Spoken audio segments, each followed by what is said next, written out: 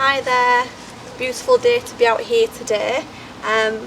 My job for today is I'm working with these terra firma springs here. They're renowned for having this curtain that fails really quickly, so I'm going to scotch it all back and then we're going to paint them before we even bother putting them back on early. I'm just building a quick wooden A-frame just because it's going to make it easier for lifting sort of the heavy bits, the tub and the roof onto the truck when we've got them all painted, and we don't want to be scratching them about. So while the wife's doing the springs, I'm going to crack on with this and I'll come back when it's finished. A little longer than a few minutes later. Okay. Right, we've got this timber frame done. We're going to have a quick go to see if this actually works with what the intention is, which is enough to lift this tub up high enough so that we'll be able to wheel the car back under and then lower it down nice and slowly. So we're going to have a go at it. Don't laugh if we make a complete mess of it, because it's trial and error. Yeah, it might work, it might not.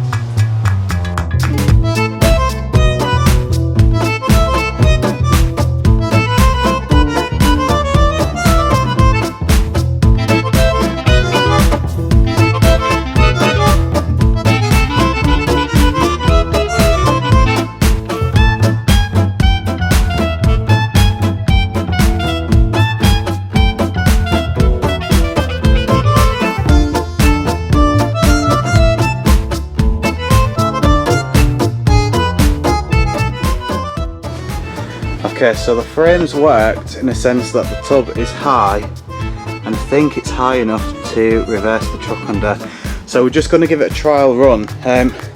This side of the chassis is not finished yet, and I'll explain what's gone on with this side in a second. So we're just going to try and reverse it.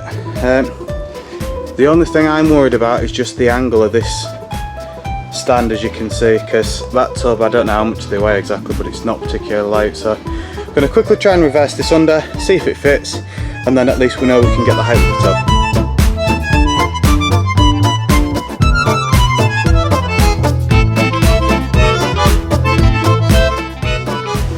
I'd call that a success, wouldn't you, Mrs. Johnson? I reckon so. Job's a good one. Just quickly better show you what I've actually been doing to the chassis as well, while Mrs. Johnson is out there carrying on with the springs. So I've done quite a lot of welding to this off camera.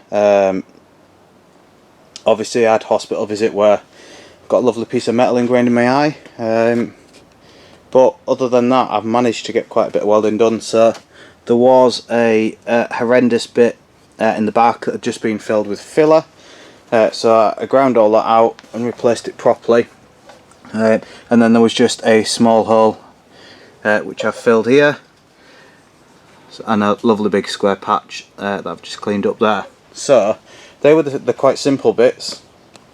Cross member, what I ended up doing was, you'll notice if I look down the length of it that the end of the cross member is thinner. So quickly show you what I've done by using this side as a guide, which I've not yet done. So you see the edge of this is all obviously rusted away. If you look down the width of the cross member up until about literally half an inch past this rust, it's really solid metal. As you can see, we've ground all this down so you can see that it's absolutely rock solid. So what I did was nipped along this the full length up to where the rust stops, whipped it off, cut the same off the bottom, and cut out all this rusty back plate, so that I was just left with clean metal. And this is more than strong enough still. Then put a new plate in, shaped it, nipped it up. Now I had to contend with just welding this to this bit's quite a bit of horrible metal, but it's on there, it's absolutely solid, so it's not going anywhere. So that was the back cross member bit, and then obviously I had this lovely bit to rebuild. So what this consisted of basically was cutting away absolutely everything, and if I did take any footage of it I'll cut to it now. So it's pretty horrendous. I put a flat plate across the top of the chassis rail so it made one complete chassis rail. Then I put two uprights going up to support this top cross member. Then I put this lovely support on this side and welded that up, seam welded that. That's welded along the inside to the vertical bits as well. And then had to, if I can get over there, also replace these side bits as well. And once I'd done all that, I did what I said I was going to do, in that I put these cappings on the top, which is basically just a square bit of metal, sit on top and just weld all the way around it. And the reason you do that is, now any mud or anything that gets sort of flown off this tyre, it's going to collect in here, and it's either going to fall off that way or it's going to fall down this way, and it's not going to collect there anymore. This is the original body mount. Once I'd got all that rebuilt, I'd nipped this off because it's still quite intact, and then I basically measured it with the level of these two mounts, measured it up with the side that I've not yet done, and just re-welded that back on in place where it needs to be.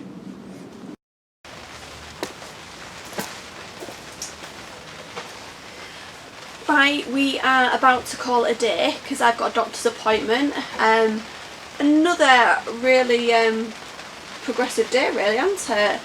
Got all the springs scotched, so they're ready for paint.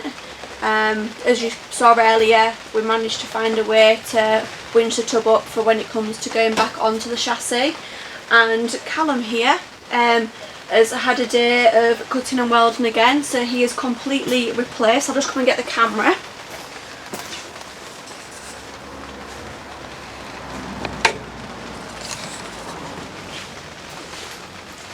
Don't want to point, Callum, and shows exactly what you have done, which you are now just touching up.